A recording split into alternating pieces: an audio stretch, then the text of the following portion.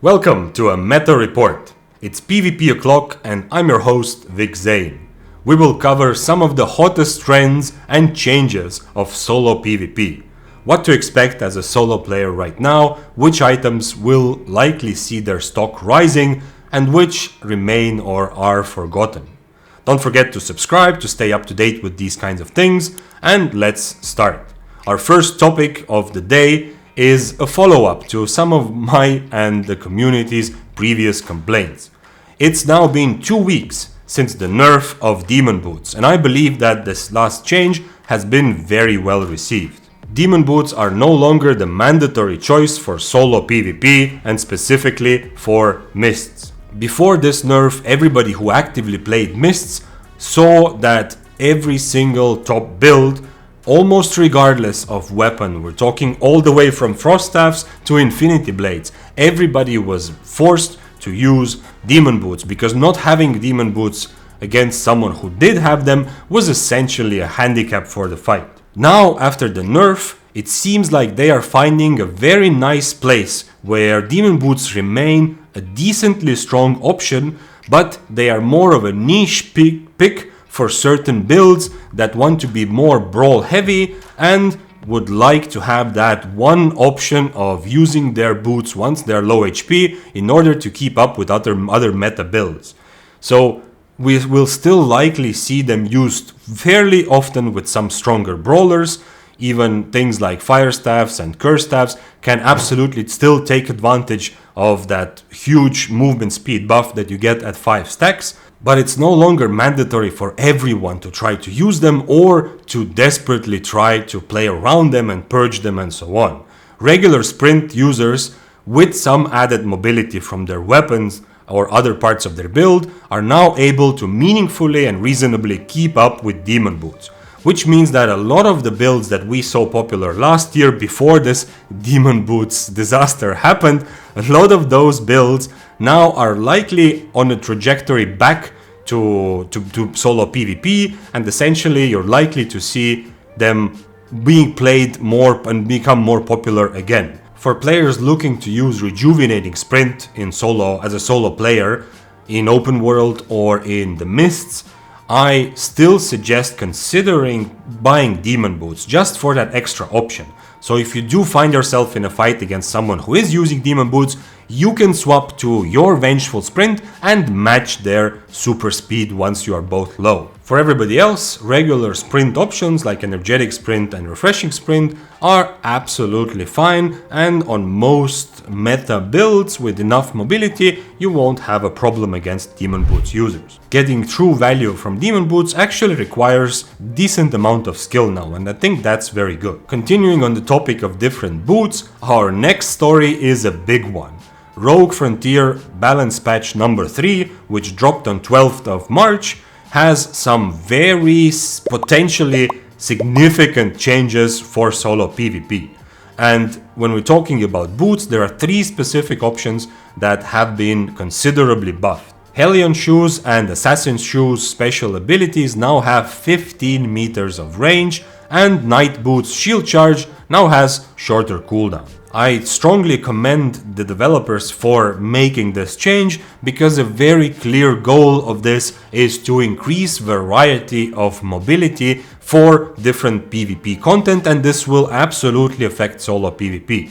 This means that it is now less mandatory to use a sprint altogether, and many builds will probably find their place in the Mists as being able to keep up and get good fights and participate meaningfully in PvP without a sprint at all by using one of these 3 dashes. Now, as I said, I commend the idea behind this change, but it remains to be seen, and in the next 2 weeks we'll probably see whether perhaps this was overtuned. Maybe we'll be in a similar situation like with Demon Boots, that some of these dash options will become too strong. It's not entirely clear, but it is likely that solo PvP will see a lot of specifically Assassin Shoes and potentially also some more Night Boots. Now, Night Boots are a bit more niche, but the shield can be nice, but because of the long cooldown, it will probably still not match general mobility builds. However, a very low cooldown Assassin Shoe special ability, now having 15 meters of range, will absolutely make it a very viable and perhaps even at some point an overused option for solo PvP. And I believe that the first day of the new patch already clearly confirms this. Now there will be builds that are unable to use them, but a lot of them strong meta mobility builds will absolutely be able to keep up with anybody with the low cooldown Assassin Shoes. We're thinking about swords that have good Q, W and E options for mobility in order to stay on top of their target or keep up with somebody using a sprint. We're also talking about spears, especially one-handed spear and Daybreaker, because they have mobility on their E, and the Assassin Shoes can be very nicely coupled with cripple. So if somebody starts running away, you shoes on top of them cripple and you're essentially nullified their mobility and you've done damage on top of it.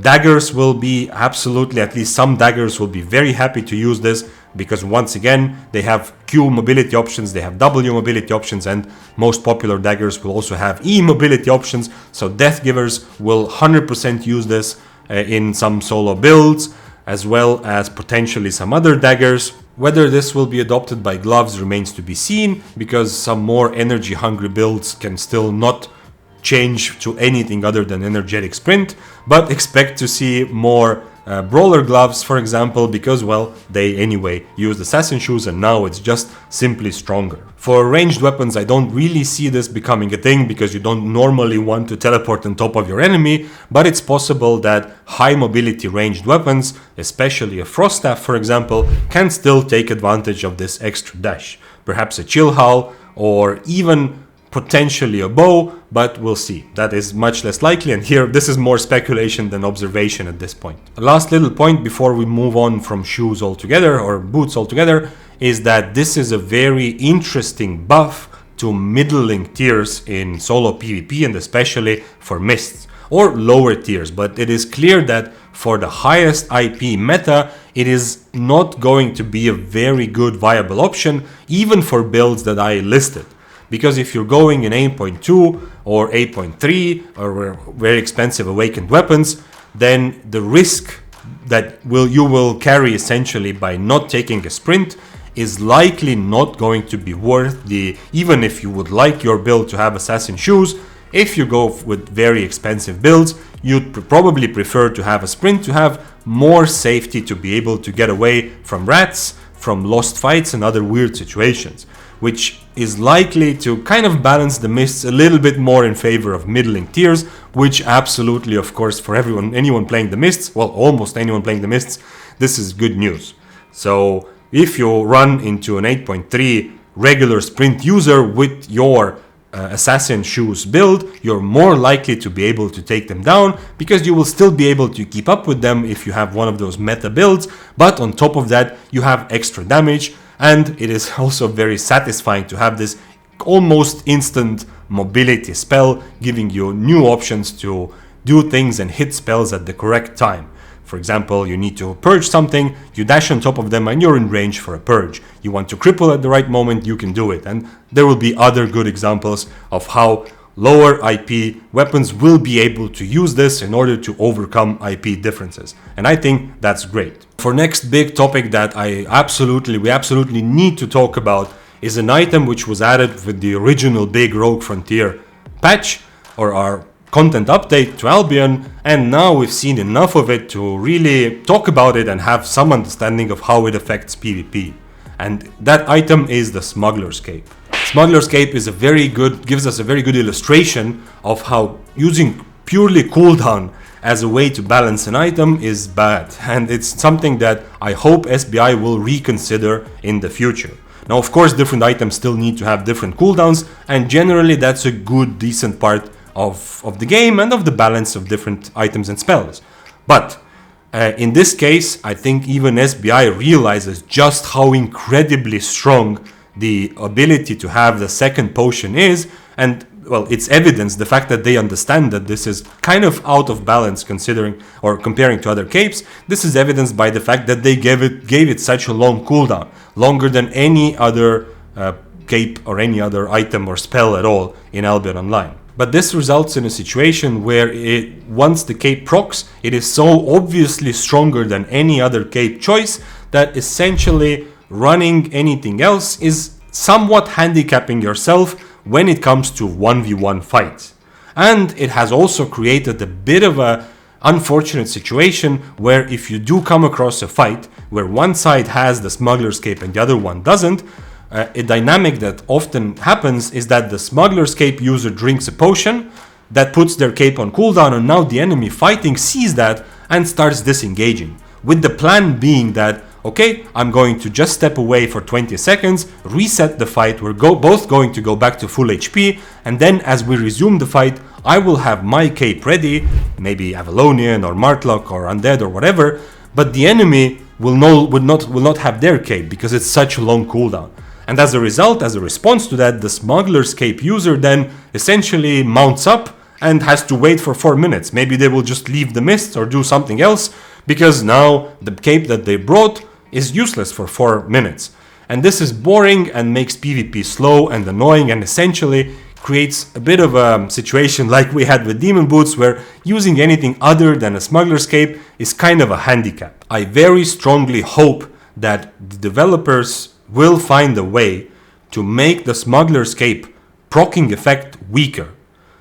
I hope it will still have something to do with potions, because that part is pretty cool, but make it weaker. Make your potion do something more, for example. Instead of healing 20%, let it heal 30%, and then give it a smaller cooldown to make it more in line with at least capes like Undead Cape, but perhaps even a bit shorter cooldown. If you have good ideas, I'd be curious to hear, but the fact remains right now, if you're playing solo, Smuggler's Cape for Mists is almost mandatory, because in a straight up 1v1, everything else being equal, there is no other cape that will provide such value.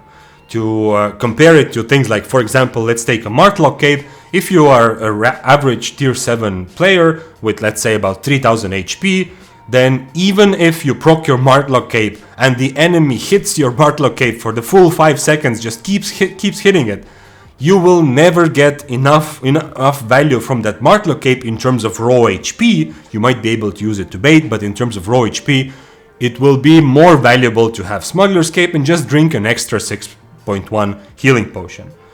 If you compare it to something like an Avalonian cape, which you need to proc, you need to be next to your enemy to proc it, and your enemy needs to then, get hit by the blast. But let's say you perfectly hit every Avalonian cape, you would need the fight to last for over 2 minutes, somewhere between 2 and 2.5 minutes, in order to get the same kind of value from it that you would once again get from proccing your Smuggler's Cape and drinking an extra healing potion.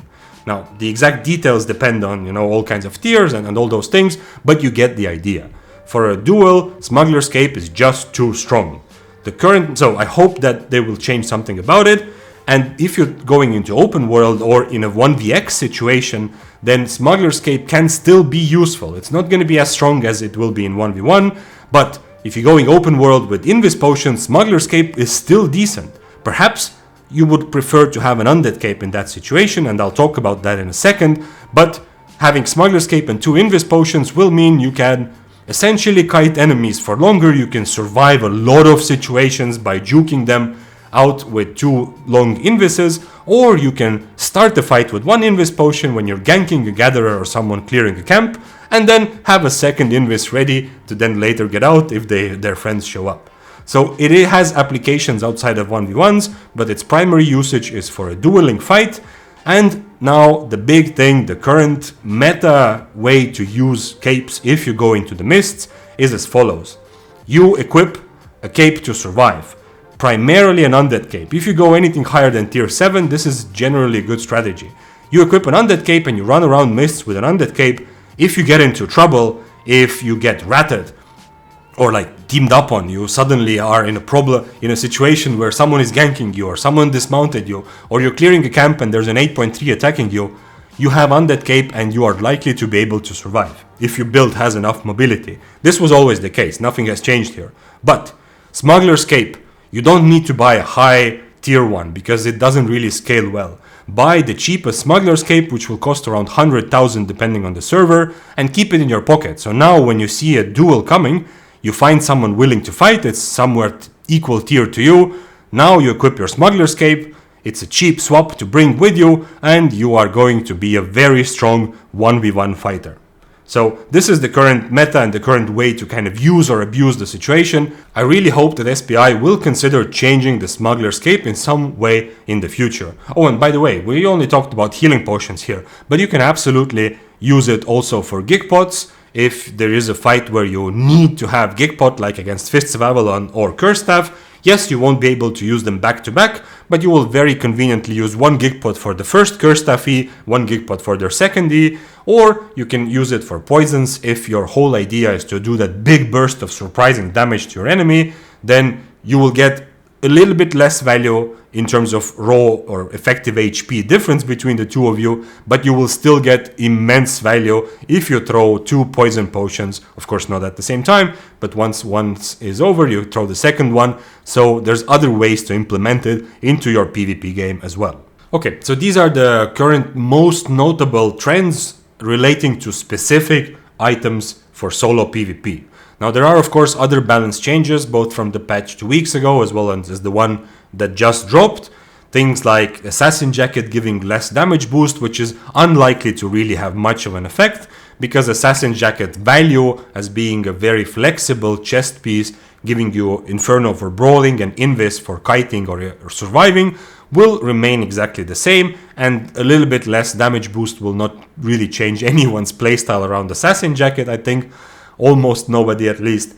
Little changes like nerfing the sword Q, and the jump is a bit shorter. The gloves Q, which everybody's using, which is mobility plus auto attack damage plus just flat damage. That Q, which is very strong, got a slight nerf, which I'm afraid is not enough. So probably will also not have a very clear change.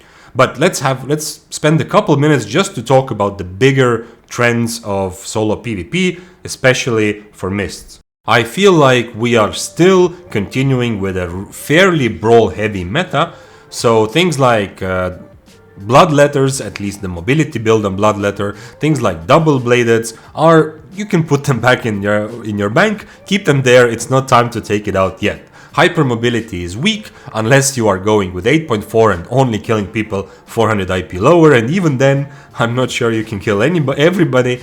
So it's still a meta which is prioritizing brawls, and it is likely that most successful builds, number one step is to be able to outbrawl most of your opponents, but due to the Demon Boots nerf and due to other changes happening, mobility is more important. So the most successful builds will be the ones that can brawl and want to brawl, but have enough mobility to stay on top and keep up with all their enemies. So swords remain very good options for this, and in fact it's likely that with the recent nerfs and with this new assassin shoes change, we'll see some swords testing it out, and swords in general remain very strong, dual swords and carving specifically. Gloves, or at least fists and battle bracers, fit this very well. Despite a small nerf to Q3, those weapons remain very good weapons for brawling certain fights, especially on Inferno and Rose Snapper, and perhaps even Stalker Hood, but also then having enough mobility to essentially decide over how the fight goes. Spears are back, or I mean they never left, but Spear, especially one-handed Spear and Daybreaker, benefit from the Demon Boots nerf a little bit, because there are fewer super hyper brawl weapons like Curse Staffs or Fire Staffs, and Spears very much love the current state, at least in my opinion, very much love the current state of the meta, where you brawl just strong enough to be able to take most fights, but then Spears also provide enough mobility to catch most players and to get away from a lot of bad situations. And also will probably use the new assassin shoes every now and then. Daggers are very strong for the current meta, and it's likely that Death Givers will once again be one of the dominating S tier weapons, now that there's fewer Demon Boots users, so Energetic Sprint is better, Assassin Shoes are very strong, and all of those things are things that the Death Givers can use without starting to lose on mobility to against pretty much anyone. Infinity Blade is an interesting one. and probably will remain near the S tier because it very well fits into this brawl heavy meta while still having good mobility options, and it never really relied on demon boots. It was able to take advantage of them, but it didn't depend on them. Prowling is a big question mark. It's definitely has been falling off slowly due to nerfs to shapeshifters and to prowling specifically. Whether it will fall further is very much unclear, but it is clear that currently very good prowling players still make it seem very strong, but it's no longer the kind of weapon that anyone can pick up and become very successful with right away. So it requires a lot more precision, and that is good. That is absolutely a good thing. Frost staffs are in a very interesting spot as well. They once again did take advantage of demon boots, but just like Infinity Blade did not rely on them, it's likely that Frost staffs will continue to suffer a bit from the rise in popularity of all kinds of weapons and builds that are pretty good at catching kiters.